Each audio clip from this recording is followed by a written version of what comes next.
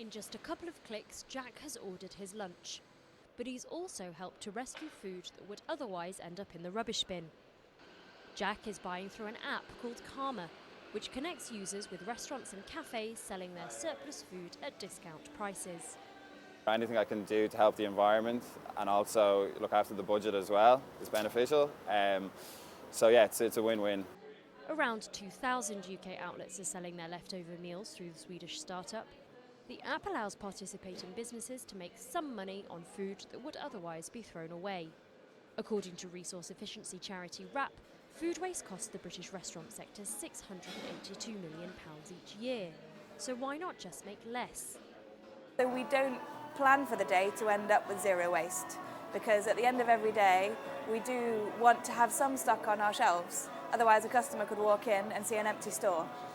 But 70% of food waste comes from the home, with the average British family throwing out £800 worth of edible produce every year. Another app, Olio, helps users share their extra food with people in their area.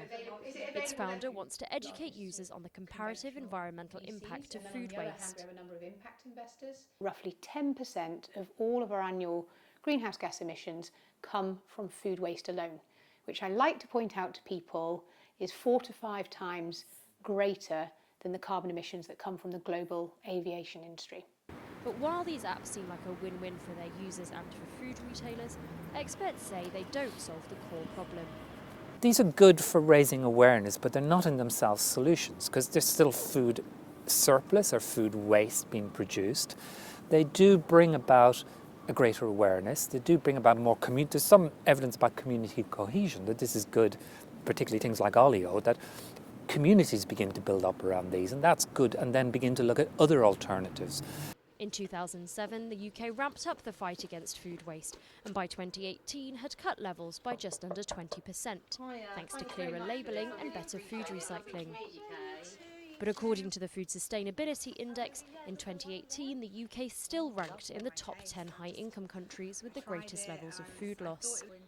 And with 10 billion meals a year still ending up in the bin, the UK has yet to fully close the door on the food waste problem.